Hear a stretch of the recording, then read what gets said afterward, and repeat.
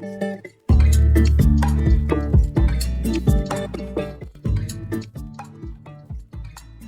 mai haere mai, and welcome to Cult Chat, the podcast where we talk about coercion, control, and all things cultish. I'm Dr. Caroline Ansley. I'm a medical doctor. As a child, I lived at the Centrepoint community, a notorious cult in New Zealand, and now I run a website that advocates for the former children of the community. I'm Liz Gregory, and I run the Glory of Our Leavers Support Trust, and I'm privileged to walk alongside people after leaving this group as they embark on their new lives. And I'm Lindy Jacob. I'm a former member of the Exclusive Brethren, and I'm part of the Olive Leaf Network, a new initiative in Aotearoa to support leavers of high-demand religious groups. Come with us as we unpack the cult playbook. We'll be talking to experts and leavers of coercively controlling groups, and we will call for Kiwis to cult-proof their lives. Come with us as we traverse the cultiverse.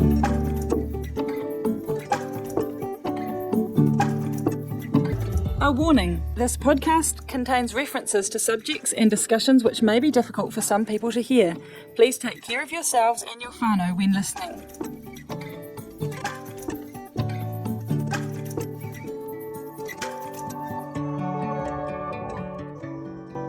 Welcome to Cult Chat. It's so lovely to be back with you guys here in the room. We've got Liz and Lindy and our marvellous friend of the show, Maria Esguerra, who's zooming in from Toronto, where I've... Hi, Maria. Hi. You got it well done. Yeah, well, I've been saying Toronto for years now, and it's Toronto, actually. So we've just been at the International Cultic Studies Association conference in Montreal, and I had an opportunity, not at the conference, but around the time of the conference, to see a chipmunk in action. Oh, that's right. Graham would just love that. He just thinks those kind of animals, those small little animals, are adorable. Yeah, they're racing across the ground in the park, and they're so cute. They look like mice, but way cuter. I really didn't think we're allowed to talk about things like that. I'm allowed to. Maria, I'm just warning you. I mean, it's probably too late already, but we kind of have this ongoing thing where probably particularly Liz and I talk about random animal encounters for some reason. It's become a theme, and then Kaz tries to stop us, basically. But she has cats. And neither Liz nor I are particularly fond of cats, but Kaz has multiple cats. So, yeah. Have you got any strange animals in your life? I do have a chicken who's wandered in, and none of the neighbors will actually take it. One. So yes, and it poops everywhere. Honestly, like the whole deck is just full of chicken poop. And it didn't give us any eggs, and so we were doing all sorts of things like trying to get rid of it. And but then we found this mother load of 20 eggs that it had been like putting away. And by the time we found it, they were all like rotten because it had been in the sun for several weeks. So now it's a member of the family, I suppose. Now it's working. That's cute. You've just reminded me that we had someone come and cut up a whole lot of firewood here last week, and lo and behold, they nearly ended the life of a duck who was hiding under them, and the duck is sitting on about 14 duck eggs, and we're going to have ducklings soon. Oh, that's so cute. Oh dear, I'm very sorry. Them ducklings. I thought chipmunks was safe, but No, you opened the animal can of worms, Kaz. It's too late. okay. Yeah. Well, I'm conscious we have not introduced Maria properly. Okay. No, we haven't. Who you are, Maria? Oh, that's always a big question, existential question. So I am a psychologist, and I live in the Gold Coast area. Everyone says Brisbane psychologist, so that's fine too. And I've got two beautiful boys in their 20s, had kids quite young. My husband and I left the Children of God cult when we were 22. And I suppose the rest is history. We've been working hard to develop a life and career paths, and now we've got a business, but now taken over the Olive Leaf Network Australia branch, which I'm really excited about. Have a lot of big aspirations for that. Yeah. That's so Wonderful. exciting. Yeah. And you also were on our Culture episodes 59 and 60. So anyone who is listening today and thinks, my goodness, that's a story, I want to hear more, you can just roll on back to our previous episodes where we learn a little bit more about you, Maria. Mm. And we met Maria, didn't we, Kaz, a year ago in Barcelona at the ICSA, International Celtic Studies Association conference. And so it's incredible to just have made connection with her. Maria, you came out for the DCOT conference, and then you remained for the training that the Olive Leaf Network put on with Gilly Jenkinson, training therapists on how to work with cult survivors. And since then, there's been this lovely relationship development and friendship between a wide group of cult activists, I guess. So you've been fortunate enough to go again, Kaz and Maria. This time it was in Canada, and I sat here over in New Zealand, lonely, pining and wishing I could have been with you. But Maria, I'm really grateful for you stepping in to do the little video clips with Kaz, where you spoke about the different workshops you'd went to, and you were phenomenal and incredible. And I'm worried I might be bumped, but it's okay. I can share with you. Yes, it was lots of fun. I think we've got a good thing going on, me and Kaz. It's amazing. But yeah, it was really fun. We had lots of fun finding fun locations to do them, and just sharing our knowledge and things that we'd learned. And it's really interesting to hear another person's perspective. I think we take so much information in all the time, and we quite rarely actually process that information or sort of see how it sits with us. And so our listeners can head to our Cult Chat Facebook page and our Instagram page. Kaz, you've become the teenager among us and set Cult Chat up with an Insta page. So head there as well to watch some of our video clips. And I think, Kaz, did you say over that week we had 25,000 views of some of our clips and videos? Yeah, I know. Who would have thought, eh? We're making much more popular friends. That's what's helping us, Liz. Like Maria is way more interesting, popular than us. So she shares and then we get noticed. So that's fabulous as well. So do we dig into some of the stuff that we actually went to and listened to at the conference? Do it. I'm excited. Do we need to do a brief little overview of what the International Celtic Studies Association is? Yep. Yeah. Well, they are, just off the top of my head, they are an organisation that's been running for, 40 years or so, and originally in America, though they've got people connected all over the world now. They started off as a concerned parent network, I think, changed their names a couple of times, and over the years have become really focused on research and professional collaboration. They're pretty open to who comes along to these conferences. They run one every year. They also do stuff throughout the year, but it's the big conference once a year that draws the crowds. There was about 200 people there, I think, and some people who were there from last year, others who we hadn't met before, and they're pretty welcoming crowd, I think. Interestingly, quite a lot of survivors, and we can talk about this, those survivors that we met at least were very, very active in the cult advocacy and recovery space. They weren't people who'd just come out of a cult so much and just starting the healing journey. They were people mostly well along, many people with PhDs, masters, organisations, charities. It's a really interesting collection of people, actually.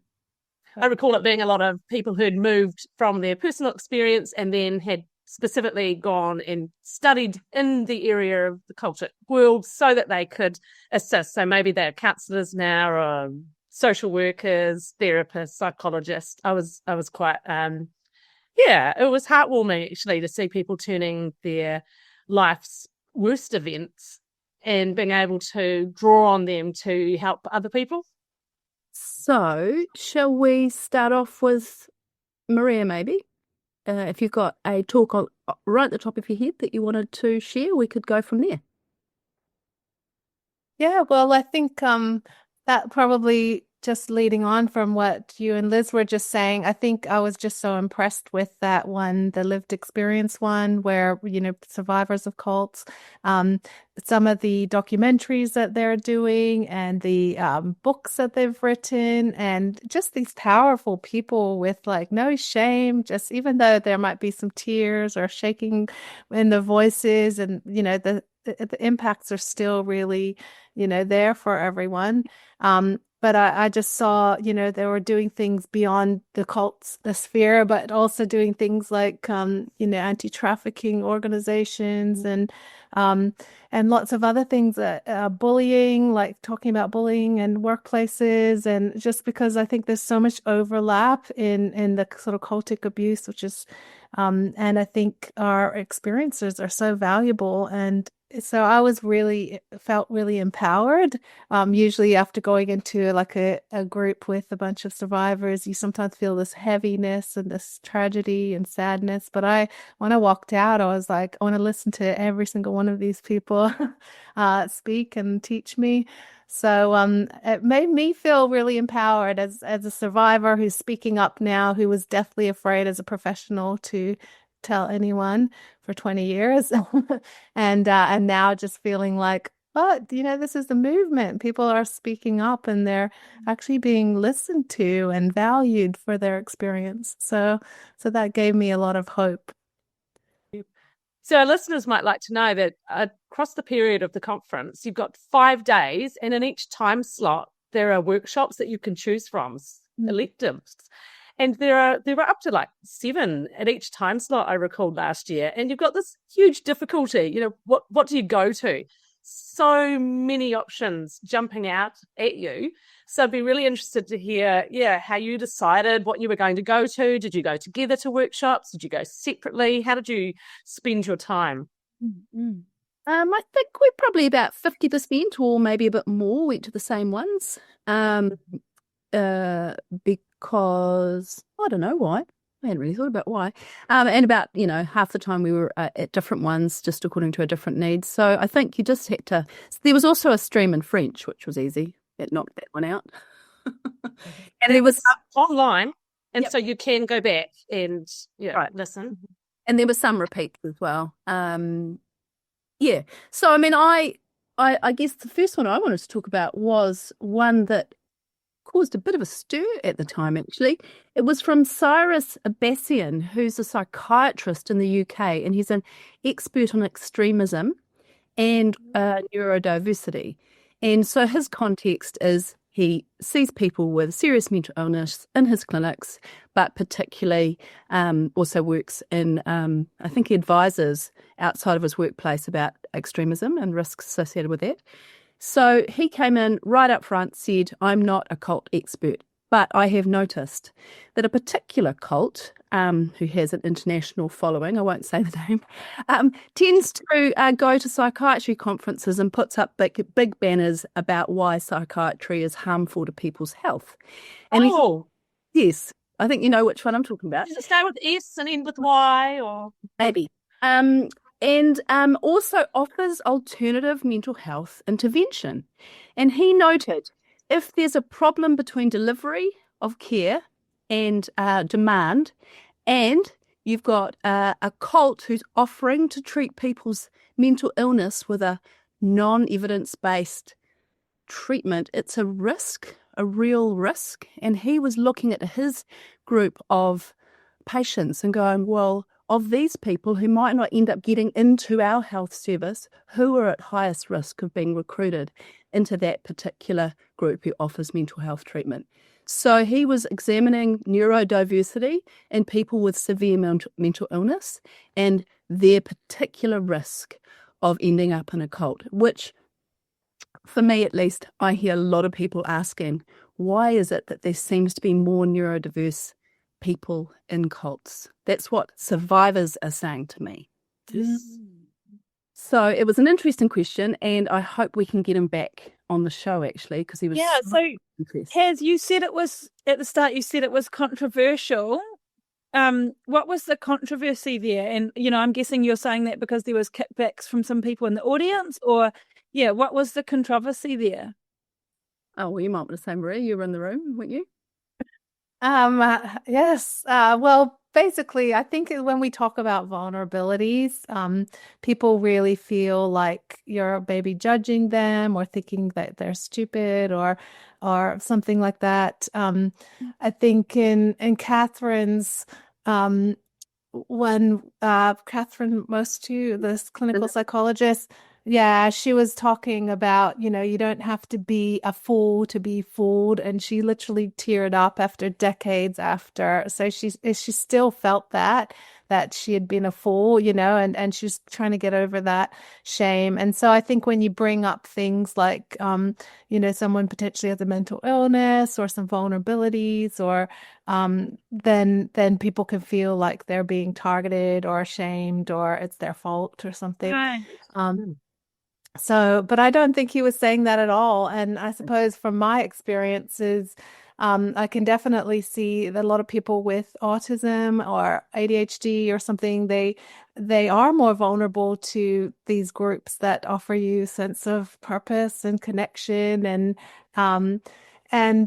they can yeah, and I think they kind of, for people who are very vulnerable, they are the ones that sort of get chewed up and spit out by cults. The cults don't necessarily want them if they're going to be trouble for them.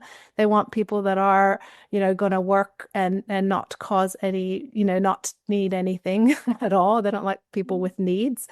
But we have to remember there's a whole group of people who aren't talking about their experiences, and the ones that aren't really getting maybe up the ladder of the cult, and they're actually being assaulted and abused, and like we're talking about exorcisms and all of these horrible things happening when they come and they get treatment. And I recall when I was about 16, 17 years old in India, and we had a young woman who was quite mentally ill, and we were praying over her and giving her the answer instead of actually sending her on to get proper psychiatric care.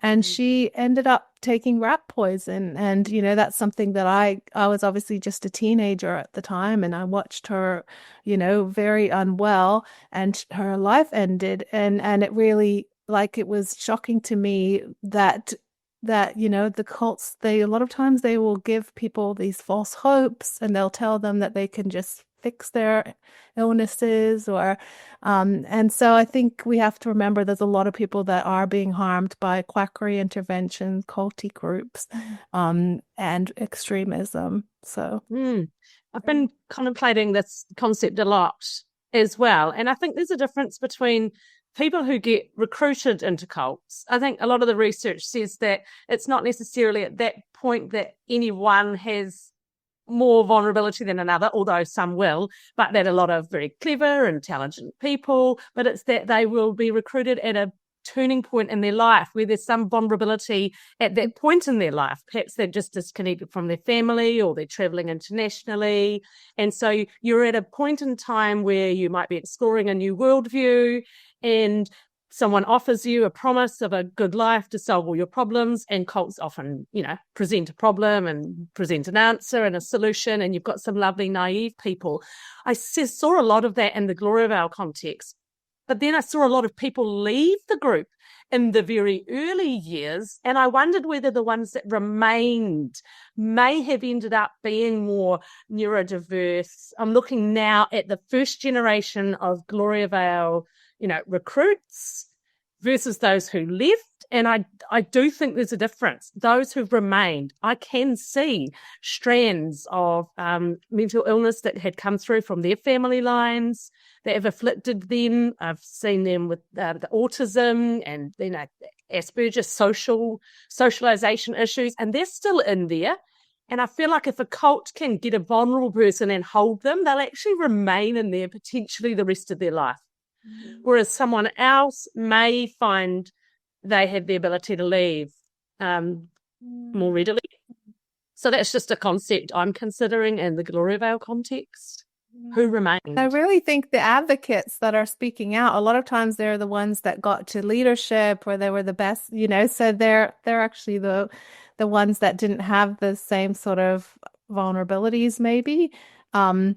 we see that all the time as well. So it's not a one size fits all approach. There's definitely people that are really harmed and that are very vulnerable and that have mental illnesses who join cults for sure. The fact is, we know this in generally in health and wellbeing spaces, that people have certain vulnerabilities and suffer more, just generally in health. So I don't think it's any stretch in my brain at all to kind of go that, well, people who've got serious mental illness are going to be more harmed and more targeted maybe, So it's about teasing out, examining risks and making them more apparent so we can do something about it, and blaming.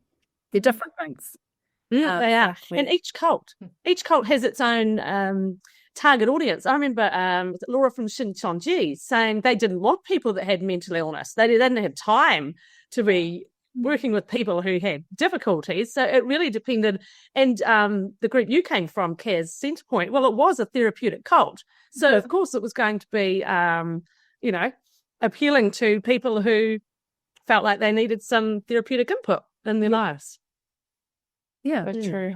So another one I went on to, which I think will be really interesting to our listeners, is by Heidi Clemens. She's a financial trauma specialist, and she kind of really opened my mind, at least, to the fact that when you're in a cult, mostly you're financially abused, right? Is there a cult where people don't try and strip you of your resources in some way or restrict your access to your money and property and rights in that domain, and take away your choices and limit your abilities to learn to use money and to use it well, and that there are consequences both practically, financially for people who leave, and there are also emotional, experiential traumas that are in the person after going through that experience. And those need to be kind of reconciled, not just kind of sitting down with a budget advisor and going, gosh, you're spending too much. Actually going, what do we feel about money now that we've come in? What did we learn about ourselves? Can we save or can we spend? Is spending... Are we so focused on saving because we might not have anything again, or save because the world is going to end shortly and we haven't gotten rid of that script from our brains? So, fascinating. Interesting. Yeah, I didn't attend that one, but I had lunch with her after. And yeah, I found that really fascinating because I suppose money is an emotional thing when you've lived in poverty for so long. And yeah, I was talking about your emotional response to money. I was thinking it should be more about the practicalities. But I think I remember when we left, like I couldn't spend anything on doing anything fun. I just couldn't, because it was like you just can't just justify just doing fun things with money. And it was something that I had to really get over and realize that, I'm allowed to have some joy and fun in my life. And money's a tool for all sorts of things. And that could be joy and pleasure and travel and all the fun things. So, philanthropy. Yeah. There's an opportunity for own personal true giving to help others in their need, which is hugely important part of being a human, isn't it? The ability to do that. I know Gloria of our leaders talk about that a lot. Wow, I can help this person. It's just the most amazing feeling for them. You have any thoughts, Lindy? I'm just fascinated to be listening. Yeah, I wish I was there. I haven't been to one yet, so maybe next time it'll be my time. All right. Lindy, when people come out of the exclusive brethren, their finances are quite wrapped up with the church and their jobs, and when they leave, they do lose their job. So finances have actually been a way to keep people entrapped in the brethren because they won't get as high paying job as they were given in the brethren. So they obviously have a different view of money than, say, Gloria Vale, who felt like it was a tool of Satan if it was in the hands of their members. How are people financially impacted on an emotional level when they leave the brethren? Yeah, it's got a few complex layers to it. I mean, traditionally there has been a saying kicked around ex-brethren circles that it's fair family and finances that keep you in the brethren. But just listening to Maria talk then, I was like, yeah, I feel that. That I definitely had some of that mentality towards money when I came out around, what's it called, a bit of an ascetic kind of mentality towards money. But since I've left and under the leadership of their current leader, Bruce Hales, like that, they've definitely been on much more of a trajectory of increasing, like, quite significant level of material prosperity. And so I think that mentality that I came out with, and that was partly my family environment as well that informed that. But these days it's extremely common and well reported on, both inside and outside the brethren, that, yeah, they've got a huge emphasis on quite a high standard of lifestyle and material prosperity that it's much exacerbated than from when I was in there. And so I think people's relationship to money when they come out of the brethren is very different than what it has been historically. And it's extremely unrealistic often and incompatible with the real world out here. So I was speaking recently with somebody who's connected with a brethren business, and they were telling me that young people, when they leave the brethren school, that they're given, I think it's called like signing a contract bonus. So it's a bonus received right at the outset before you've even done any work. And it was a significant six-figure amount for signing up, and along with perks like a company car and that kind of thing. And that's just completely unrealistic for most people in their teens, their first job, having kind of money handed to you. And I can't help but see it as part of a golden cage, kind of a golden trap situation of holding out this carrot of this financial prosperity so the whole topic of money and how the brethren use it to keep people in it's very relevant and extremely challenging for people trying to leave to adapt to different incomes and employment opportunities. Wow. I mean, I think that's a carrot that many young people would think it would be worthwhile. You come with a nice, secure future, and you marry a nice young person in there, and, why rock the boat if I can carve out a wee little comfortable life for myself? Perhaps I don't even believe what the brethren believe, but I can put on a good enough face and a good enough front to stick it out.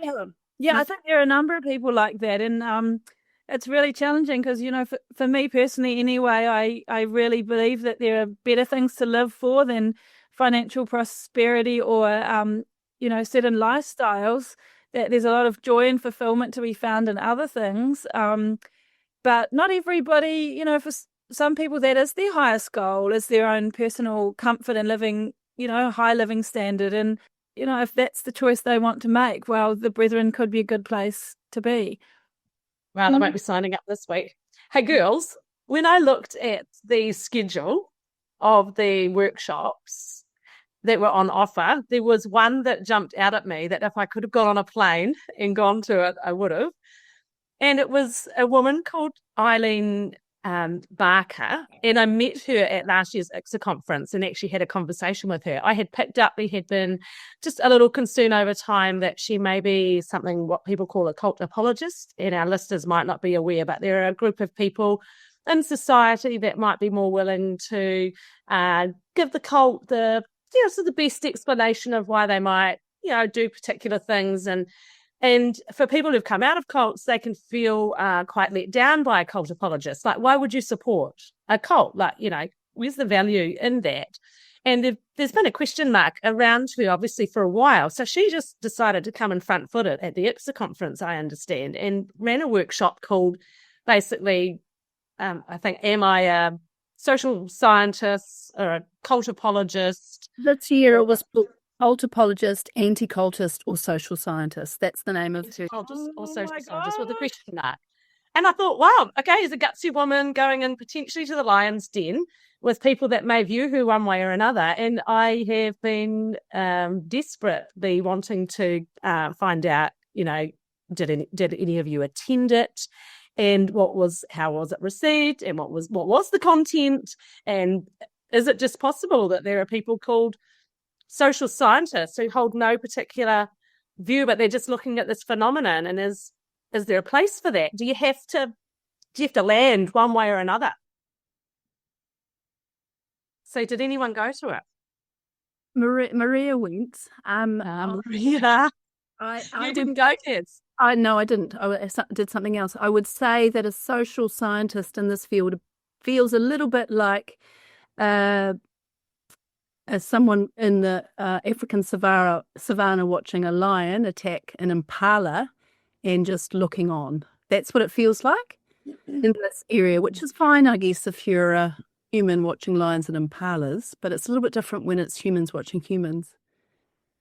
Particularly when children are involved, I think.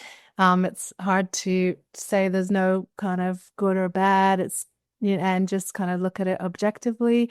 And I guess as a health professional, and both Kaz and I are, we're about stopping harm. We're certainly about risk assessments. We've got a very different view probably on harm and child safety and well-being. And so, yeah, it's difficult to kind of listen to someone from a completely different perspective, I suppose, just looking on. And but I think there has been, she did say she helped a few gurus go to jail or something. There's some history there over the years. And was she known? Like, do cults or former cult members reach out to her as someone who might be able to assist? And so does she get called for like court affidavits for both sides? Like, how does she help people? Or is she just someone who finds out about cults and has an interest and reaches out and says, I might be able to assist in some way? Are you aware of where she sits in that professional world or not? So she runs an organization, and it is about religious groups, I suppose. And she, as a she's done a lot of books and research. I don't know that much, but I think she gets government funding, and she has supported other groups in the past. People call up, and I think to maybe explain in court what their group is about, or that. But I'm hoping she doesn't talk about matters of child safety and well-being, because to me that seems well beyond her scope, because I think people who are more knowledgeable about that and have their training and skills in that area would be probably a lot better. There has been some things, and there's certainly there's let's say things that she has supported in the past. But who knows if that's true. She definitely denied it, that she's ever supported the Children of God. And she said she just supported a mother and a daughter getting back together and being reunited. So yes. So just to clarify, are you saying that that so the term cult apologist is obviously considered to be negative? Like it's often used by people don't say I am a cult apologist normally, just like people don't normally want to say I'm from a cult. So it is often viewed as denigrative kind of term, right? So are you saying that she was saying she's not a cult apologist?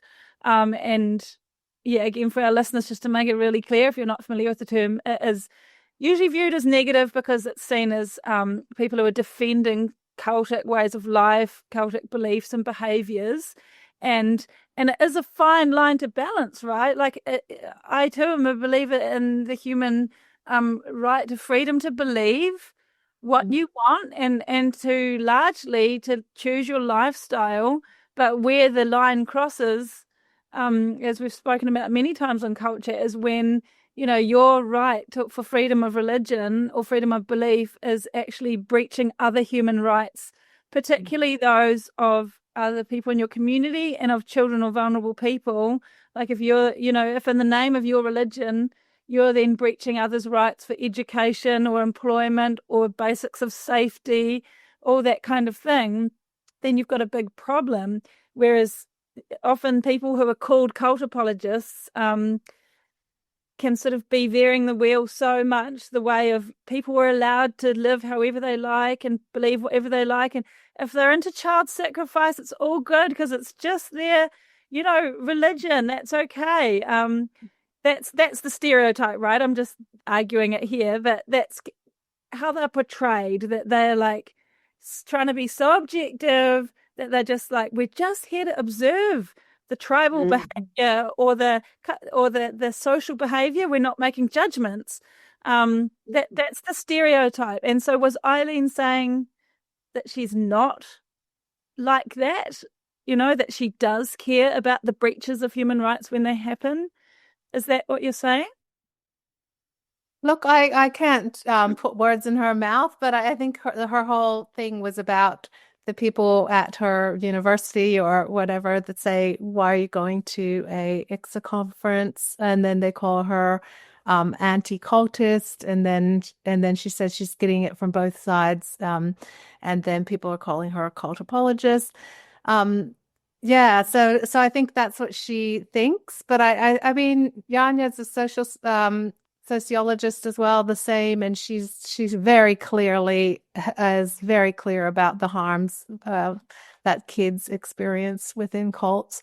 And there's an ethical thing for her. She thinks, sociologist doesn't mean that that you kind of just don't have ethics around that and well-being and things. So yes, I mean, it's hard to know. Look, I don't know. A lot of things happened in the 90s where a lot of us kids were taken and across the world, actually. And it wasn't just us, it was other groups, Moonies and quite a few other groups where there was a real push to try to protect children in these fringe groups and who were being harmed. But some people, I'm not saying Eileen, but definitely some people got in the way of that. And I find it too upsetting to even talk about, to be honest, because they put a lot of us in harm's way. And that was our opportunity to get some safety and protection. And a lot of people did those things at the time. And so it's yeah, it's tragic, and we weren't the only ones. There was definitely other groups and the Scientology this as well, and children that were really, really hurt by that kind of over objectivity and yeah. So hopefully we've learned from those times. Yeah. Oh, I hope we've learned, but I'm not sure, Maria. I'm sitting here amongst the Glorabelle situation, and really social services have really only just begun to get their heads around it in the last 3, 4, 5 years. And Glorabelle's been going for 50 years, and people have been speaking up for a long time. And I'm not convinced that there's been no indication yet that there's been really massive efforts put in the Glorabelle sphere that give us confidence for the future. Put it that way. There have been some governmental efforts, but we're just talking a pittance in terms of actual real financial support being poured in to ensure there's continued child safety at Glorabelle. After all, they've still got a registered school. They failed their ERO report, their second one, just this past week. So we must do an episode on that. It's quite dehumanizing that everyone else gets rights and protections as citizens, but children in these groups don't. And I think it's hard for me to listen to academics or people who are just talking about things without understanding the huge cost of life and the people we've buried, the people that we're supporting now. After that conversation with her, I was with a family member up for the whole night, in incredible suffering. So this is real human beings. This is life. This is not an academic exercise. And I'm really hoping that people can have a bit more empathy and not go beyond the scope of their roles. Thank you, Maria. It is really raw and it's really real and it's not academic. Thank you for your vocality and your bravery on the topic. Always advocating for those who can't. Yeah, amazing. Um, And Kaz, we can't forget that you actually spoke at this conference yourself and you presented. Will you tell our listeners about that? oh yeah, I suppose. Yeah, it went well.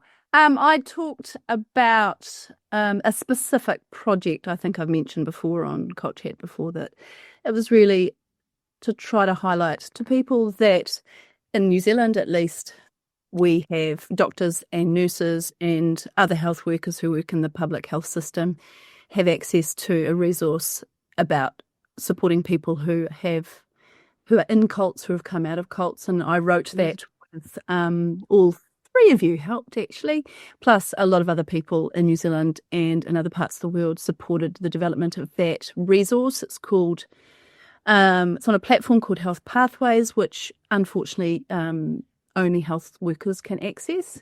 But it is getting the information about how this population of people, their specific health risks, their particular outcomes, injuries that occur, like let's treat the injuries here like we might treat a sprained ankle or a wound. They're actual injuries to the body, to the mind, and doctors treat injuries, right? They need to know how to treat these ones. So I presented that talk to a room of people and got a really good response. And I've had input from a couple of people who realised that the platform is also available in other countries, and that I've heard from someone in Wales and someone in Canada who also have Health Pathways, which is where it sits, and they want to work with me to try to get it in their region. So, yeah. So exciting. What's Yeah. the name of it? So Health Pathways is only a platform that health professionals can access, but what's the name of the actual document that you've created? I couldn't call it cult because no one wants to be in a room with a doctor and have the word cult pop up on their screen when they go looking for information. So whether they're in or out. So it's called the High Control Group Informed Healthcare Suite, and the 3 pages in it are High Control Group Harm, High Control Group Leavers, and High Control Group Members. So those are 3 different pathways. Everyone accuses doctors of Googling everything, but sometimes they're actually looking at some approved material that has been written for them by other doctors. It's not always Google, guys. That is good to know. So the other day I was in the doctor's surgery because amazingly I had gone to bed a week or so ago and I woke up the next morning and someone had stolen my voice, like just literally came in the night and took it. And I spent 4 days without a voice. Now imagine the silence around here. And then, but then the rest of the other sort of the chest and a few other things started coming up. I thought I'll pop off to the doctor, make sure it's not an actual, lung infection or anything that I'm, at risk of. And the computer screen was there and I could see the size of the font of what they sort of were looking up. And I thought to myself, goodness, if I was a former cult member or a current one and I saw my doctor bring up something that said cultist or how to help your cult trapped, client, I thought, I'd have a fright. And I was actually tempted to suggest to the doctor that, or I was tempted to ask the doctor if they'd actually heard of the High Control I could have just typed resource, but I didn't really know what it was called. So say it again. It's called the High Control. Just type in High Control Group on Health Pathways. So if you're listening. But anyway, exciting news is we've got a webinar for New Zealand doctors in 3 or 4 weeks. And registrations are already in the hundreds. So, this is tremendous. Great. And I just did some training of a group of medical practitioners last week in a specific sphere of New Zealand. They're doing their postgraduate studies. So I did 2 hours yesterday with them on this topic on health beliefs inside Gloria Vale and other high control groups and how they might link in with some religious beliefs and how to assist. And then I've got the training with the University of Otago medical students who do community work and placements over here and on the coast, and that's in a couple of weeks. So just valuable opportunities, and I often take a former member as well to those because it's just something that more people need to talk about, how people in cultic groups have beliefs that impact their health behaviours while they're in the group and while they're out of the group. And I'm not a medical practitioner. And so what I'm saying is I'm delighted that medical practitioners are running with this, because really it's your sphere, that's your expertise. Yeah, I'm also speaking at our GP college conference in 10 days. So it'll be a room of GPs as well. So this is so tremendous. We've got a few more minutes, maybe just 2 or 3. And so I wondered if there were any other highlights of this conference, even if it was just hanging out together. Oh, I feel like we could do another hour, guys. Look, I did really love the exclusive brethren one. It's our turn to speak. I thought that was really fabulous. Just people from all over the world, really, that had gotten together, and they were just, pushing back on this kind of. I just found Ben and just all of them really just so like full of power and energy, and it was really excited how they've just taken it back into their own hands, and Ben gave some really good advice as well if you want to talk on social media and how to get more of a following. I mean, he's had like 2.5 million views on some of his things, which is, it's just such a niche area. I don't think we'll ever become viral. But for him to be crying or talking about his cult mum, and then to have 2.5 million people watching that. But even like the Australian elections, Ben went up, and I think it's called Ex-Cult Boy is his name. But he was just videoing it, the Exclusive Brethren, sort of out in there pushing their program and harassing people on the streets. And then our actual prime minister ended up calling them a cult.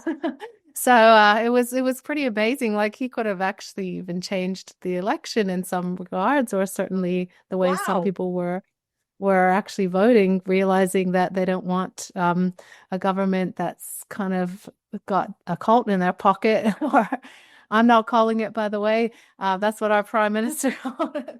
They're amazing, because your previous prime minister was much warmer to Exclusive Brethren, and our current prime minister is warm to them. He was the head of Air New Zealand prior to being our prime minister. And Linda, you said that the Exclusive Brethren were one of the biggest clients of Air New Zealand, and that he's admitted to having breakfast with them and hasn't ruled out having further breakfast. So I've always wondered whether the reluctance for government departments to get involved with Glory Vale or even charity services could have been in part because they're a bit concerned about what it might mean for them for other groups that they know exhibit similar behaviours.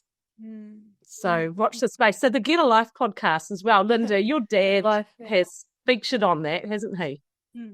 Yeah, the 3 people in particular that Maria's referring to, Cheryl and Ben and Richard, they're all ex-brethren from different parts of the world, and they have really created a storm it does show the power of I think, the internet and social media and things like podcasts. It is really amazing. I was speaking with a woman yesterday who is now in her 70s, but who left the Brethren as a young girl in her teenage years, so a bunch of decades ago now, and we were just reflecting on how incredibly different it is now for with things like YouTube and podcasts and social media for survivors to be able to band together and use their voices and get awareness and share stories in a way that historically has simply not been possible.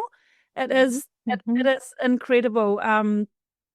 And there are many people from many different groups that find this. I remember hearing a fascinating talk a year or so ago from an ex-Muslim guy who now lives in Australia, and he's has a huge social media presence, talking about what it's like to leave Islam.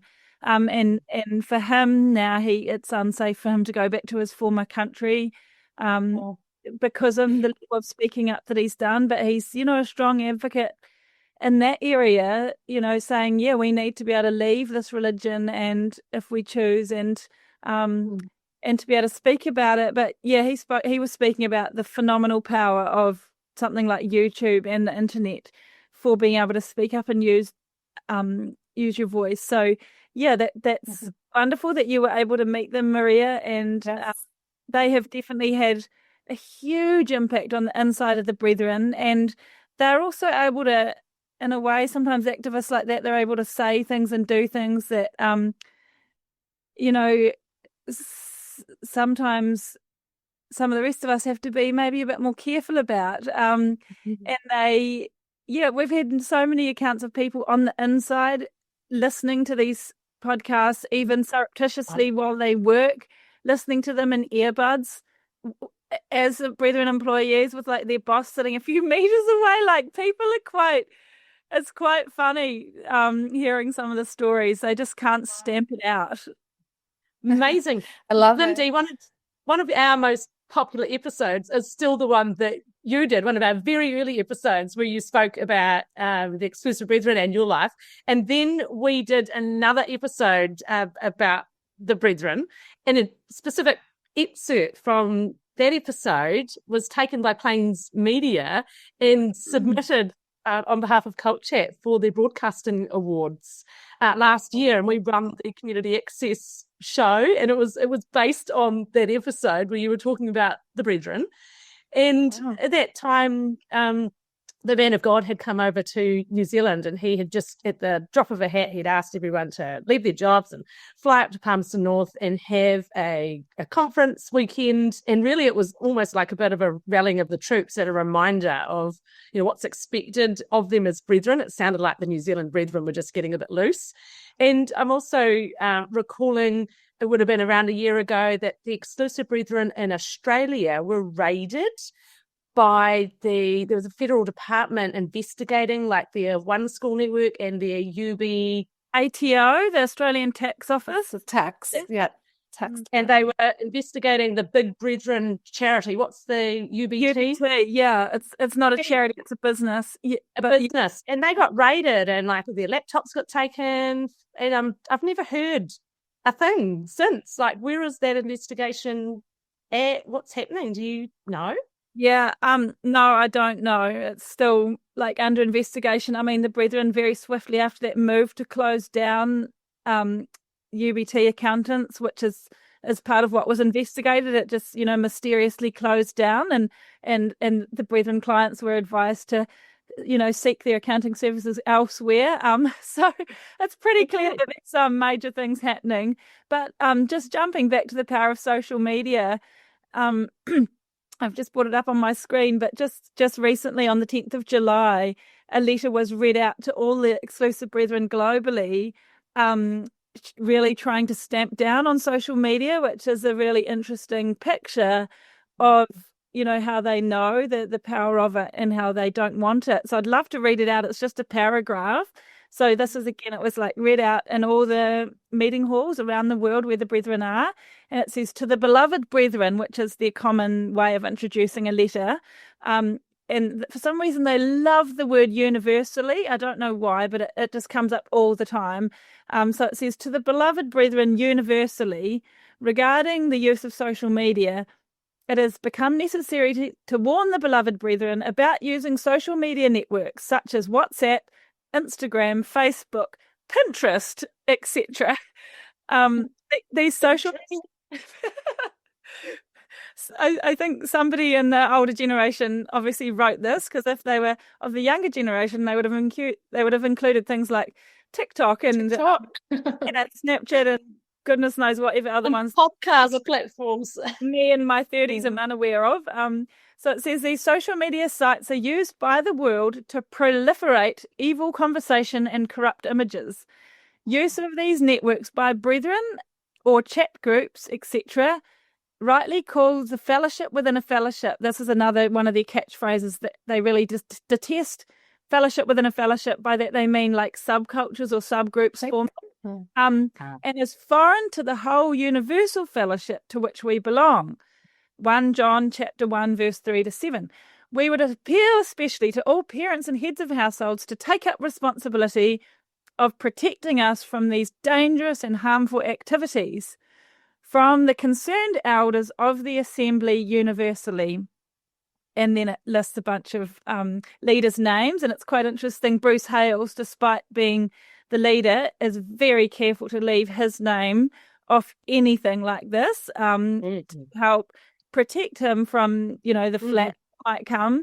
But so there you go. Isn't that an interesting example of a group, taking steps to try to stamp out something like social media, because they know it's threatening to them, powerfully threatening to them. I think Richard said when the fear goes, the control goes. And I thought that was perfect. It is a great summary. Yes, you're right. When the fear goes, the control goes. That's really good. Well, ladies, that's just been so interesting, but I know that you've got a lot more to say. So I think let's make this part 1. What do you think? How about we invite our listeners to come back for part 2, where we hear some more about the workshops that were on offer at ICSA and any other stories that flow from there.